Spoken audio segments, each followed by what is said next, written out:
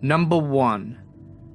I grew up on the outskirts of a small southern town, and so I spent most days of my summer vacations prowling the woods close to my home. About a half-hour walk from my house, down dirt roads and overgrown deer trails, there was a sandy stretch of beach along a creek. Since it was so far removed from civilization, and I had never seen another soul there, I would often strip down naked and swim in the water to cool down in the summer sun. When I was a young girl, about 8 or 9 years old, I had gone down to my secret beach to go skinny dipping. I had spent all morning there, watching herons and splashing in the water happily. Suddenly, I began to hear the sounds of something large forcing its way through the undergrowth upstream. I was frozen, standing naked in the middle of the creek as 2 men emerged from the woods. They were much older than me, probably in their late 30s. Something about the way they were dressed scared me. Anyone who has spent a lot of time in the woods knows the dangers of thorn vines and brambles. But these guys were dressed in flip-flops, cargo shorts and wife beaters. They were filthy and covered in scratches across their arms and legs, looking as if hiking through the woods hadn't ever been on their agenda. I had left my clothes in an untidy pile on the bank, but to grab them, I would have had to move much closer to the men. As I frantically tried thinking of a way to get back to my clothes without alerting these guys, one of them turned and locked eyes with me. I grew up around southern manners, seeing as I was a naked little girl trying to cover myself with my hands as I stood there in the middle of a creek. I would have expected him to avert his gaze, but all he did was elbow his buddy in the ribs and point to me, and then whisper something beyond my hearing. When they both turned and began to advance towards me with their malicious grins on their faces, I officially lost my shit. Luckily, years of spending all my free time in the woods paid off. Forgetting modesty, I turned and ran at breakneck speed for the closest downstream deep channel. As I dove into the water, I could hear the men yelling and splashing behind me, trying desperately to catch up. I had always been at home in the water, and at this moment I swam as though my life depended on it, which it very well may have. I knew exactly where I needed to go. Earlier that summer, I had discovered what I thought as my secret hiding spot. The banks were rocky and sheer on both sides of the creek here, and the bend and downstream from the sandy beach. I had been watching muskrats swimming in the water, and had seen some swim through a hanging kudzu vine into what I thought was solid stone. Upon pulling back the vine, and scaring the shit out of me and the muskrat in the process, I found an open space underneath an overhanging of rock. I had always loved hiding, and was immediately smitten with such a perfectly camouflaged spot. But weeks later, in this moment, I thought of it as my best hope. As I came close to my best spot, I ducked down and swam under to the hole in the stone. I only surfaced once I was safely behind the curtain of kudzu vines. I waited there for several minutes, trying to silence my heavy breathing and slow my rampaging heartbeat, until I heard the sounds of heavy crashing through the underbrush. I screamed a little, but thankfully had clamped a hand over my mouth to muffle it in time. As the sounds of snapping twigs and rustling leaves got closer, I could hear the men panting and cursing under their breath. It sounded as if they were walking on the edge of the bank a few feet above me, and they had moved down a ways. I heard a thud on the ground and a very angry yell, as if one of the men had tripped and fallen. Another voice shushed him, and said something that made me tremble. "Shut up. She'll hear you." I had never been more terrified than at that moment. I cried silently, pressing my back against the rock and praying that they wouldn't find me. Even after I heard their footsteps continuing down the bank and into silence, I remained hidden behind the kudzu. I stayed there, delirious with fear and shivering in the water, until the sun had begun to dip low in the sky. I finally began to make my way back to my clothes and go home, picking my way along the deer trails that would let me move as silently as possible. When I had gotten to the beach, I stayed hidden in the undergrowth and watched for several minutes to make sure those two slime balls weren't anywhere around. Thankfully, although I found several footprints circling my clothes and pacing along the bank, the guys were nowhere to be seen. My shirt and jeans were still there, luckily, but my panties were gone. I threw my clothes on and ran the whole way home. I never told my mother about what happened at the creek because I knew she would ban me from ever going into the woods again. I never saw those guys again, nor did I ever see anyone else down at that stretch of beach after that. Needless to say, without my mother telling me or not, I never went skinny dipping again. Number 2. Well, I went to Germany for a work trip. I say it in that way because it's company affiliated, but it was for a fun competition between several teams around Europe and the US. Our first night there, I went out with a buddy of mine, hitting a few small bars after dinner. I had a few beers, but was still pretty sober, and I was taking care of my friend who was pretty drunk. At the last bar, we each ordered a beer, and halfway through it I suddenly felt drunk. From sober to drunk, in half a beer, my mind must have already been messed up, because I basically ignored it, and I let my friend walk off back to the hotel by himself when he told me that he wanted to leave. In any ordinary situation, I would have gladly went with him back to the hotel. The next thing I know, I'm waking up on the sidewalk outside somewhere, with my wallet, with over 100 euros in it and my cell phone gone. Pieces of what happened started to come back, and I see flashes of being held down on the ground by 3 or 4 people whilst they were taking my money. I'm pretty certain that the bartenders are responsible for drugging and robbing me. Afterwards, I remember finding a police station and trying to explain to them what happened, but they treated me like a drunken arsehole and told me to get lost, and literally pushed me out of the police station. I finally stumbled my way back to my hotel, although I have no idea how I made it, and I was in a very paranoid state. I eventually hit my bed and passed out for about 20 hours. Don't get robbed in Frankfurt. Number 3. I am a proud Floridian. At the time of this story in the early 2000s, I was going to college in South Florida and lived there with my family in my hometown in the Florida Panhandle. It's about a 7-hour drive up through Central Florida to get between the two places, so I mostly only went home for the holidays. It was Thanksgiving of my junior year, and I was excited that I had managed to rearrange my midterms to be able to leave campus 3 days ahead of everyone else, and I was expecting to beat the masses of traffic and was hoping for a quick vacation back home. My roommates wanted to have a last meal together before we all left, so I ate in the campus dining hall around 4 PM, and I set off on my journey around 5:30.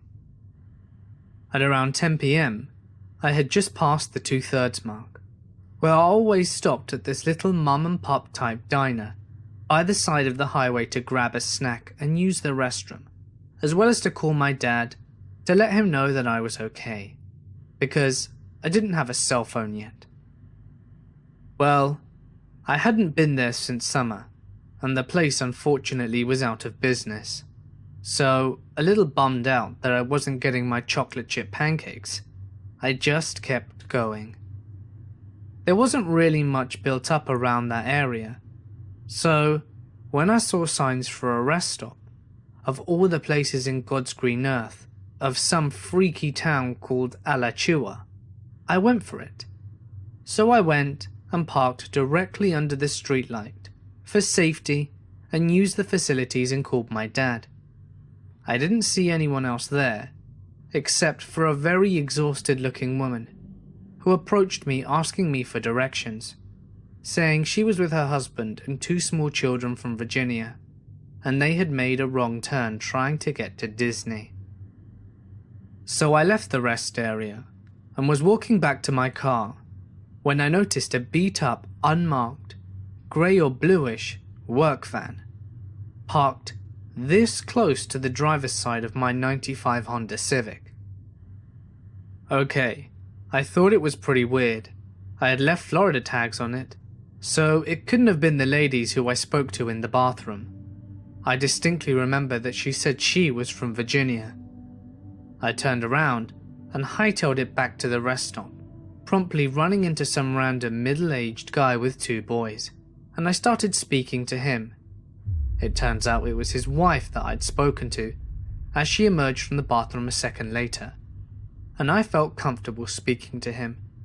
I told him what was going on with the van, and how I didn't know what to do. He said he'd go check it out, so he left his kids with his wife and strutted up to the driver's side of the van. He stood there for a moment before speaking. His voice awkwardly quivered, but we could hear him yelling from where we were standing some 100 feet away. "Excuse me, gentlemen. We already called the police, so I'm going to have to politely suggest that you get out of here."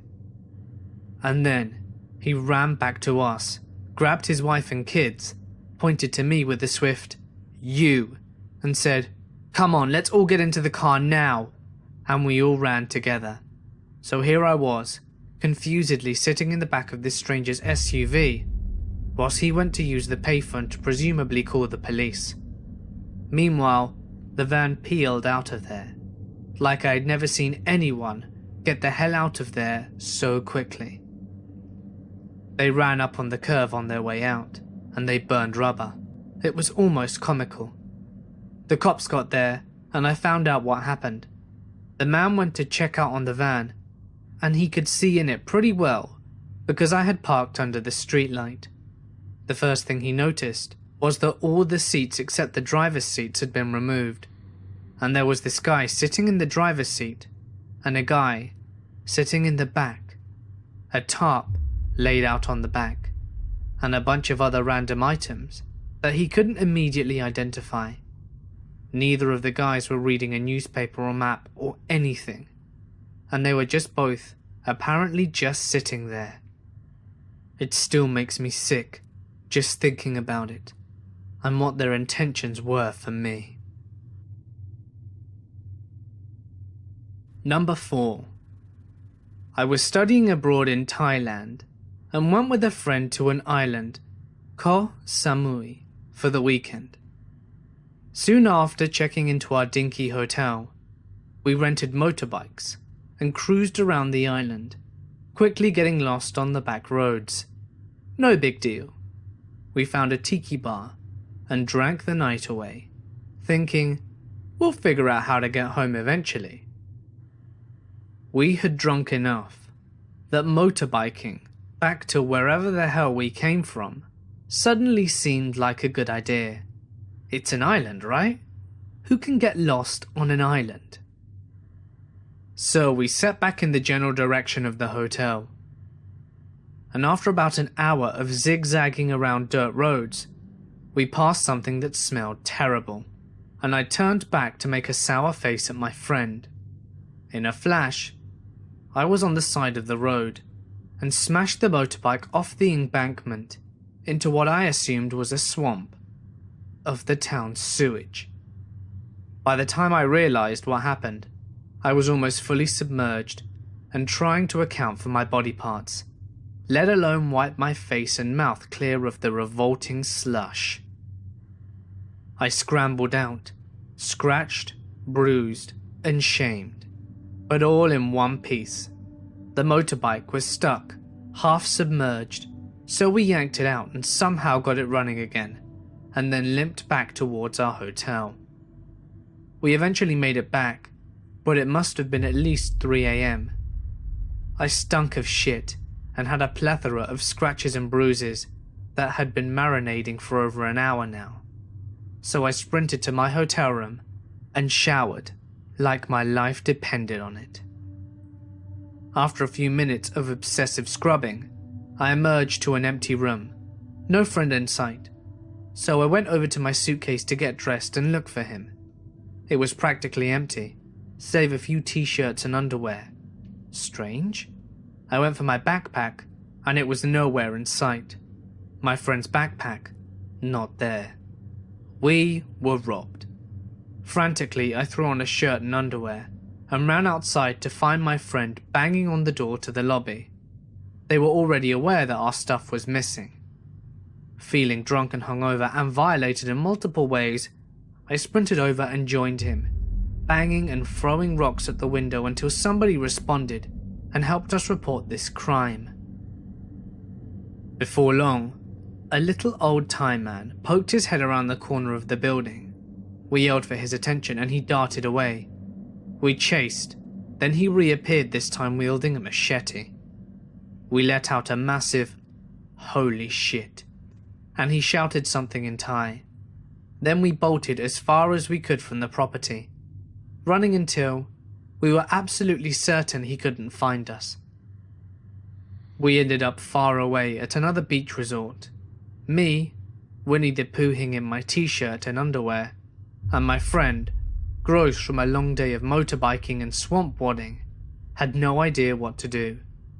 We had no hotel, no passport, no clothes, and our wallets and phones were back at the recently robbed hotel room, where a little old man was waiting for us with his machete. Defeated, we passed out on the resort's beach chairs and allowed the mosquitoes to feast on our helpless bodies until the sun rose. That morning, we limped back to the hotel, snuck into the room, and grabbed what was left of our possessions. Thankfully, it wasn't robbed twice and our wallets were safe. I bought a bathing suit to wear over my underwear, and to this day, it remains my most horrible vacation experience. Number 5. I spent a week in New York City with some close friends. We headed over to Times Square to see the sights and whatnot, then decided to check out the mall that we spotted. Surprisingly, the mall was nothing special. I expected everything in New York to be top-notch, but this mall turned out to be just as shitty as any other mall.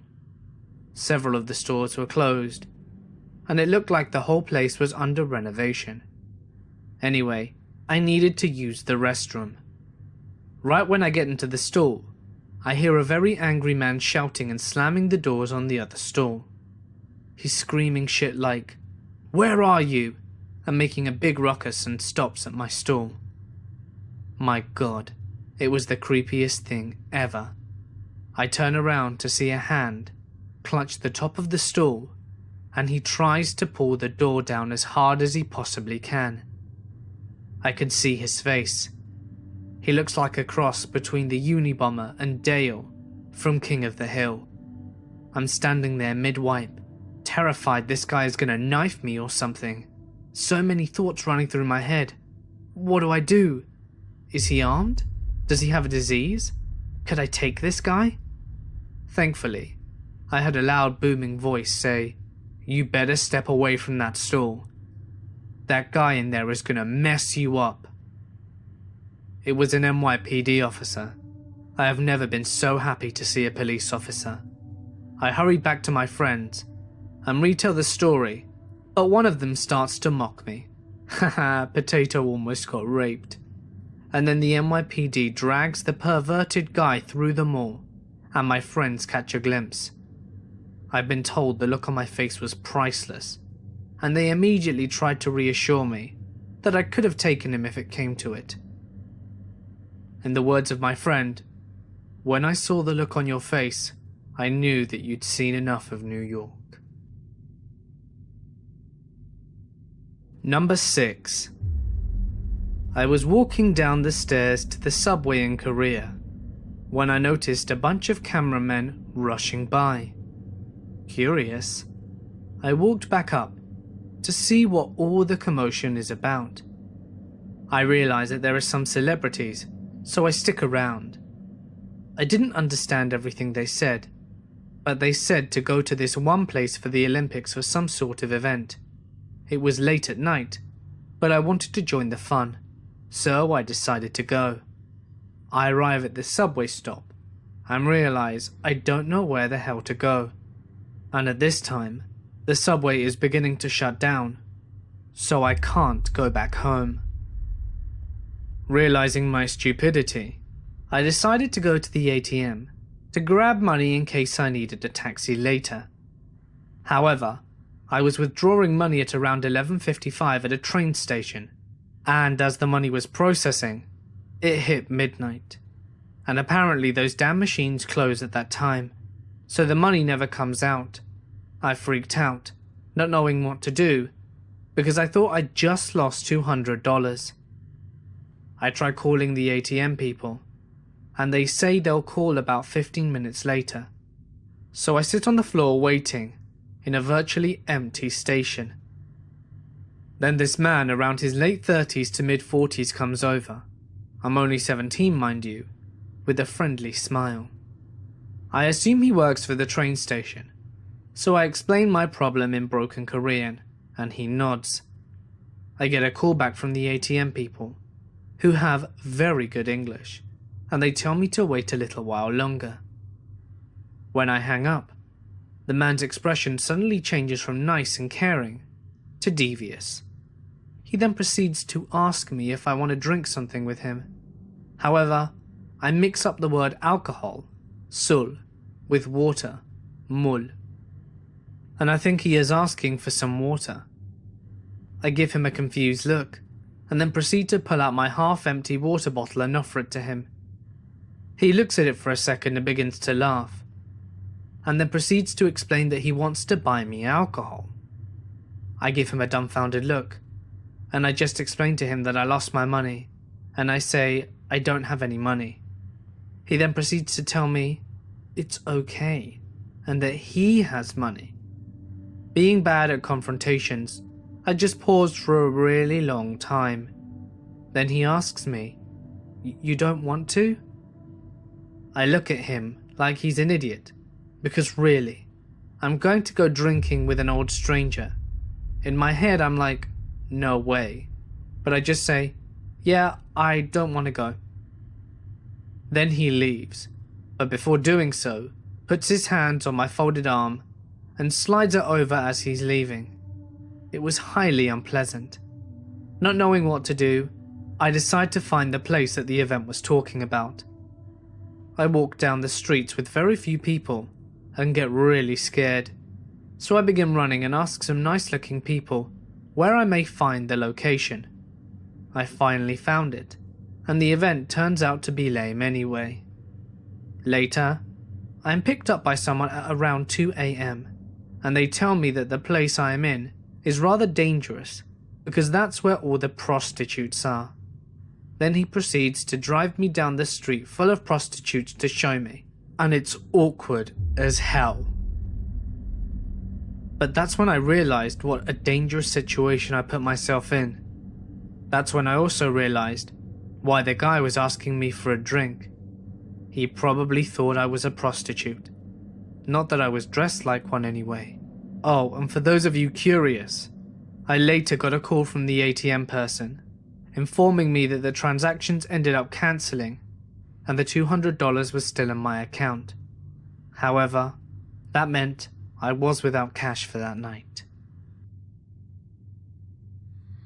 Number 7. I had just married my current wife. She had a daughter in middle school. I had bought a camper a few months earlier, So me, my new wife, and my new 13-year-old stepdaughter, and a friend of hers, headed to the mountains with our 2 dogs.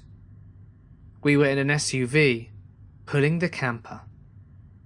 It is hot down in town, but it was cool, and in the 70s at the camp. There is another dog running around the campground, so I tell my dogs to lay down in the back of the SUV. They're both very well behaved. I left the gate up, and the SUV was turned off. Even though both dogs were in goodish health and very active, the oldest, Janine, was 14 years old. Keep in mind that my stepdaughter was 13. We had been there for about 15 minutes, and my stepdaughter's friend says that Janine isn't moving. She was dead. Here we are, 5 hours from our home on our first vacation, and 15 minutes in, the family pet dies. Everyone flips, naturally. My wife is screaming and wants me to do something. My stepdaughter is screaming, no. What to do? Well, after an hour of that, I get everyone calmed down. So we start talking about what to do with her. My wife decided she wanted her buried in the mountains, so I go down to the office and ask the owner if I can borrow a shovel. This is obviously a strange request, and he asked me why. I told him why, and even though he is a super nice guy, he didn't know me or the circumstances, so he says he didn't want for me to get in trouble for anything, and he doesn't want me burying the dog on his property. He tells me that there is a vet down the street, and that I can just drop the dog off outside, and that the vet would take care of it for me. So I go back and tell my wife. She says that's okay, but she wanted to know what the vet is going to do to her. I call the vet and leave him a message as it's after hours. He calls me back pretty quickly, and he tells me that he could take care of it, but begins to tell me the prices. He tells me bury versus cremate, and it was expensive.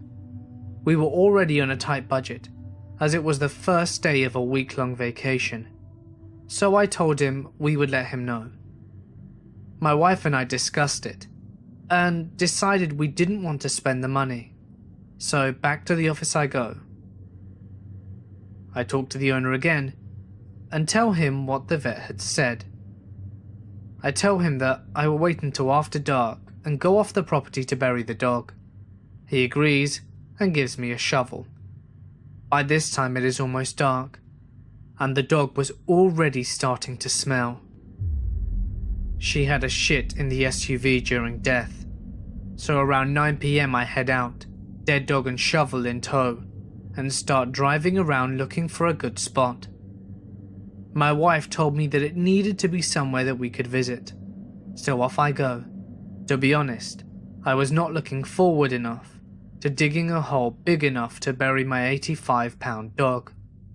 I briefly considered leaving her besides the road in the woods somewhere, but didn't want to disrespect my wife's wishes, and all I could think of was throwing her off the side of the mountain in the dark, and my wife seeing her next morning in the middle of a road below where I had thrown her out whilst we were heading down the next morning. Finally, I remember a Christmas tree farm down the road, so I find the farm and walk up the side of a mountain, quite a way I might add, and realise that I don't have a flashlight. I find a nice spot a few hundred yards from the road and start digging. It takes a while. I go back down and get the dog and head back up the mountain. I can't find the hole I dug. Finally, after several minutes of walking around carrying this heavy stinky dog, I find the hole by falling in it. It was about 4 feet deep. It was very, very dark. So she was buried, collar removed, and after locating a car wash with a carpet cleaner and lots of air freshener, I spent an hour trying to get the smell of dead dog out of the car. I didn't realize they started to smell so fast. I get back around 1 AM, totally exhausted, and the next morning I get up and everyone is very down. I cook breakfast to try and cheer everyone up, and after breakfast, My wife says that we should go see where I buried her. So we get in the SUV and head down the mountain. I start slowing down when we approach Christmas Tree Farm, and we go around the curve and we look up the mountain. Cops everywhere. I had buried the dog in the owner of Christmas Tree Farm's front yard. I step on the gas and we get out of there, never to return. Number 8. In my early 20s, I was very dumb and very lonely. I had just discovered the joy of using chat rooms and such, and thought it was great that I was meeting girls from all over the world. One of these was from the US, and I decided, despite every single indication that this was a really stupid idea, that I would go visit her on a vacation. We spoke about it, and it was agreed that I would be staying with her aunt. After a long flight, I touched down and made my way through the US airport security system. I waited in the lobby, and waited, and waited, and after a while, I decided to use some change to call a number that I had been given, where the aunt explained that they weren't coming to collect me, and that I should get the bus. I explained that I had no idea where the bus was, which one to get on, and where to get off. They gave me an address, and I got a taxi. The driver was cool. He gave me cigarettes and was really nice to me, but he didn't speak English very well, and had no idea where he was going. He kept calling dispatch and asked for directions, and the guy on the radio was clearly getting extremely irritated and having to spell out the entire route for him. Eventually we got there, and it was a very long way away from the airport and cost me over $300. I had also discovered that the airline had smashed my guitar. The family greeted me and gave me some pizza and showed me around. However, there was no sign of the girl that I was supposed to be meeting. They called her to let her know that I was there, but she didn't show. She eventually came over sometime the next day for a brief visit, but I knew from the first minute that I had made a huge mistake. She clearly didn't want me to be there at all.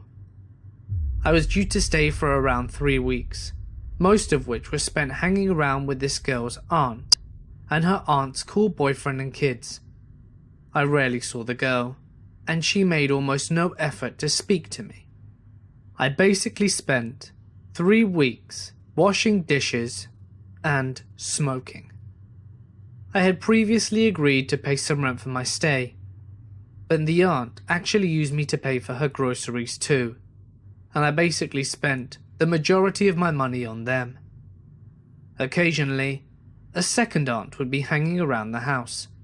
She was wacky, and it transpired that she had a psychotic ex-husband that followed her around in his truck and threatened her all the time.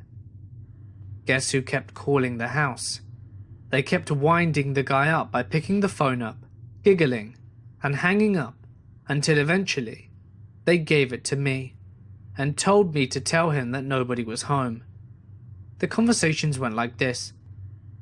Me. Hello. Him. Put her on the phone. Me.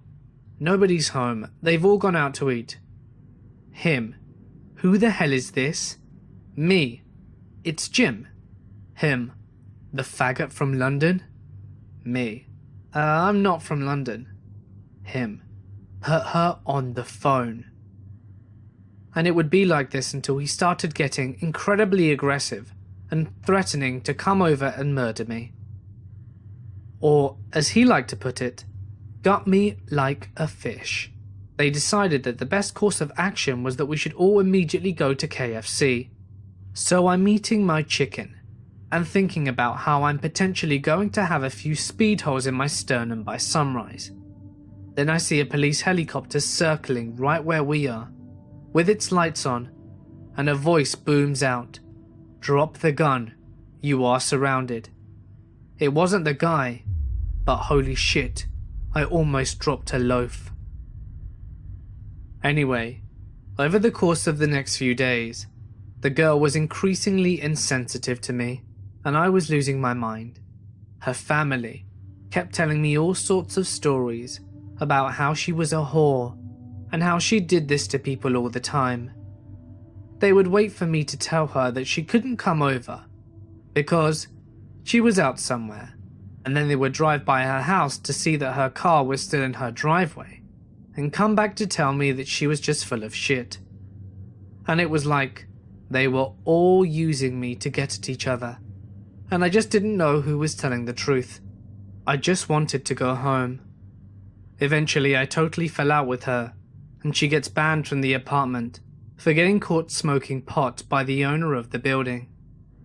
Her aunt tells me how much of a piece of shit she is, and how she's done with her, etc, etc. Until one night I went to bed early, and I was awoken in the middle of the night by two people cackling loudly. I go out into the hall in my boxers, and I see the aunt and this girl merrily arsing about on the internet and laughing their asses off. I look at them in utter disbelief and stormed off into the kitchen, made a drink, slammed a few doors, and went back to sleep. I was woken up again by a knocking at my door. I opened it to find the aunt's boyfriend. He asked me what the hell was going on, because he'd just been called up by them to come over and kick my ass. He said he knew it was all bullshit, but he had to come anyway. There was nobody else in the house, so we went outside for a smoke. After a few minutes he said, "Hey, that's them over there." They were across from the complex in a security car. They had called security on me. I just said, "Right, that's the last straw, man, I'm done," and I went back to pack. And when I came out, the security guys were there waiting to take my statement. He said that the women told them that I had become violent, was naked in front of her children, and had a knife. I had bought a small folding knife in the presentation box from a sports store because I collected them. It was in a box, locked inside my suitcase in a cupboard.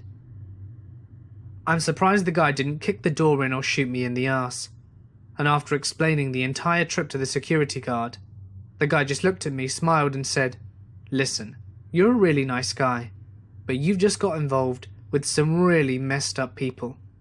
But basically, in this state, a woman's word is gold, and a court will believe any shit she sells them. If I were you, I'd get out of here right now." I said, "Mate, you don't even have to suggest it, I'm gone." And the boyfriend drove me to a motel where I had to stay on my own for 2 days before going to the airport and being charged £200 for the pleasure of changing my flight date. It was Virgin Atlantic. I even saw Richard Branson in the airport when I got back. I should have wrestled the swine to the ground and made him eat the remains of my guitar and the £200 receipt. Moral of the story, kids, don't be stupid and internet. Number 9. When I was in middle school, my dad got involved in a community service project.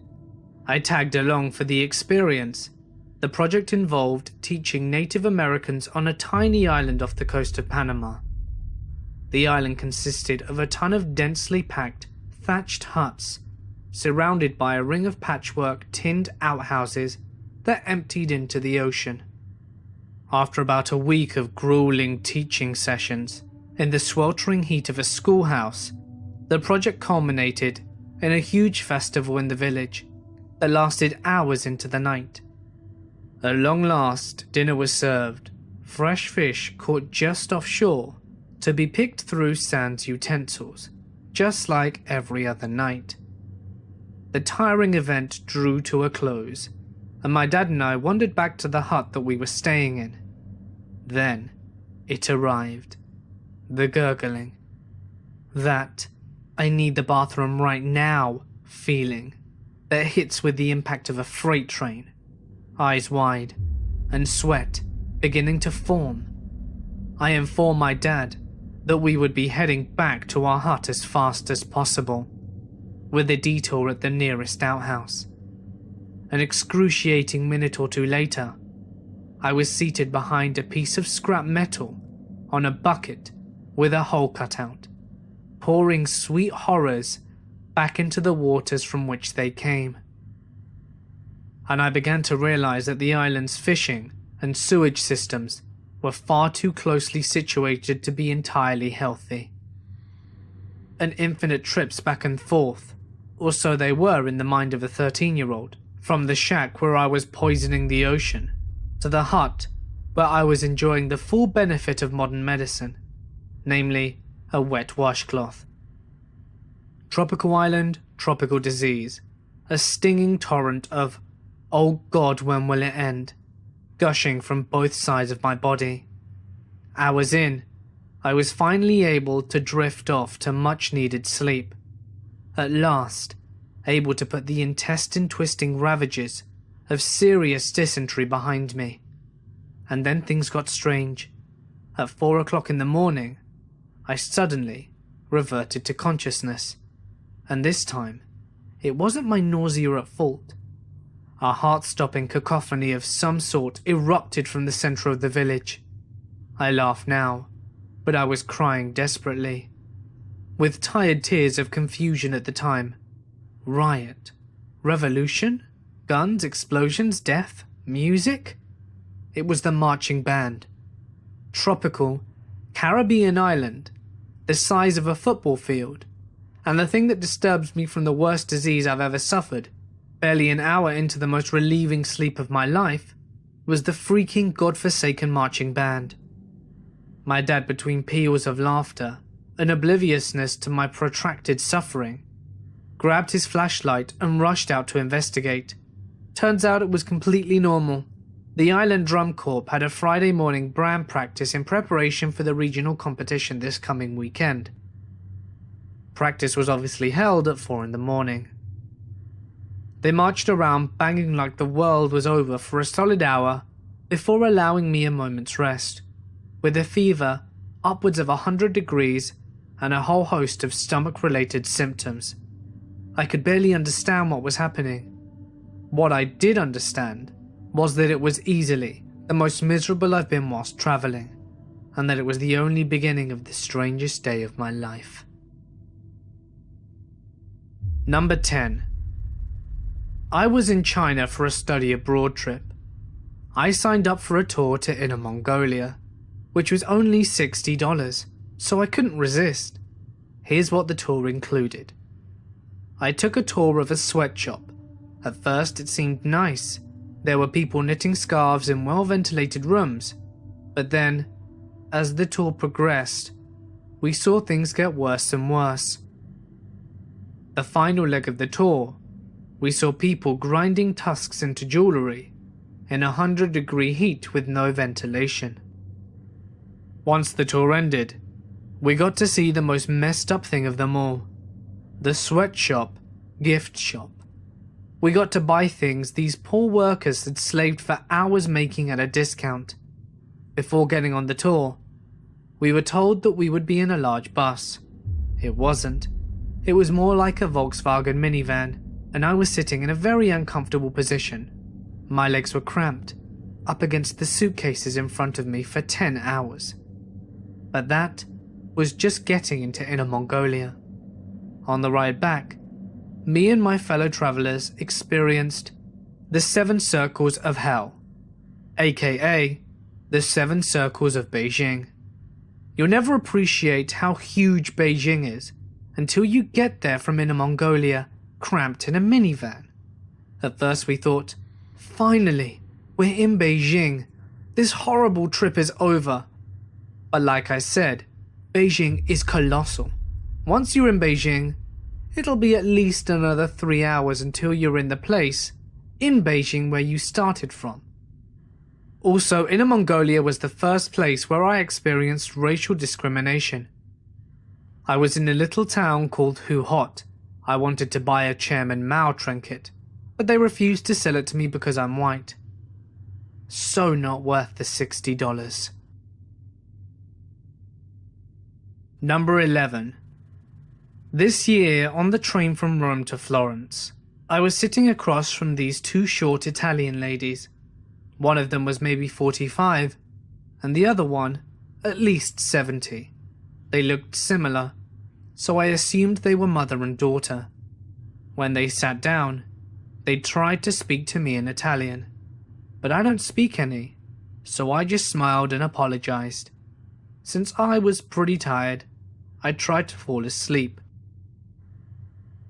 As I was doing so, they had a conversation that was getting more and more animated, which I realized was soon becoming an argument. It escalated quickly, and the next thing I knew, they're slapping and elbowing each other. The young one gets up and storms off, and the older lady sits, fuming. Now that it's quiet, I fall asleep. I wake up once during the ride, and now the old lady is gone, and the young lady is there. She's got a pad of paper and a pencil out, and I notice that she's staring at me. She doesn't notice I'm awake yet, so I can clearly see that she's drawing me. I cough and sit up, and she hastily clutches the notebook to her chest, looking very nervous. When I lean my head back and fall asleep again, she resumes. Whatever. I wake up to something wet on my feet. I look up, and the older woman, who is back now, is standing over me, pouring a bottle of water on my feet. I look up at her and not sure how to respond, but she just smiles and finishes emptying it, shaking the last few drops out on my now soaked shoes. She sits back down next to her daughter. The journey continues in complete silence until a few minutes later, when it's my stop. I still have no idea what happened. Number 12. I was waiting in a hostel in southern France to open. An old man is staring at me. I enthusiastically chat back, trying to practice my French. In the span of 30 seconds, he starts asking what kind of underwear I'm wearing. Then he starts asking me if I would like to masturbate with him. Then he tries to take off my shirt. I'm a guy, by the way. I yell at him and run away. Ladies, I now understand what you have to go through. The hostel opens, and I try to explain in my best French that there is a pervert hanging around there. When I realized, I did not know the word for pervert or masturbate. I just said, disgusting man, and then gestured masturbation. The woman at the hostel was furious. She started yelling at me, and I couldn't understand. She didn't want to give me a room. A boy working there managed to convince her to rent me a bed though. Embarrassed, tired, and disgusted, I went to the shower. The showers were outside the dorm. No one was around, so I just went in there with my small travel towel and took my toiletries. After a freezing shower, I went back to the room to discover that I had forgotten my key, and of course I'd been locked out. No one is around. I am wearing just a towel, and finally, I realize I have no choice but to go ask the front desk for a key. I go downstairs in my towel, and no one is there. Desperate, I go outside in a tiny towel and look for anyone. The entire staff is in the dining room, with an entire Swiss marching band. Fortunately, the angry French lady is near the door, and I gesture for her to come over. She immediately starts yelling at me, drawing the attention of 100 or something people to a guy in a towel. Merde. I try to explain that I forgot my key, and she keeps yelling. She must think I'm some crazy perverted dude trying to flash everyone. Finally, she gives me a key, and I ended up getting drunk with the Swiss that night.